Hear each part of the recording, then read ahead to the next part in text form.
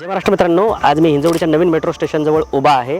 Last time आपण कर्वेनगर आणि Koregaon पार्कचा प्रीलीज प्रॉपर्टीचा video post केला होता, तेव्हा अनेक लोकांनी आपल्याला हिंजवडी एरियामध्ये पण विचारणा केली होती। तर आजच्या प्रॉपर्टीची खासियत काय की इथे तुम्हाला अशोर्ड रेंट तर मिळणारच आहे। जे लोक इन्व्हेस्टमेंटसाठी घेतात त्यांना अशोर्ड रेंट तर मिळणारच आहे। सोबत ज्या लोकांचं बजेट कमी आहे ती लोक इथे राहू पण शकणार आहेत। 24 लाखात तुम्हाला स्टुडिओ अपार्टमेंट मिळतोय, जो फुल्ली फर्निश्ड तर असणारच आहे, पण ही जी कॉस्ट आहे ती सर्व खर्चासहित असणार आहे। प्रॉपर्टी घेण्यासाठी तुम्हाला 90% पर्यंत बँक लोन पण मिळणार आहे।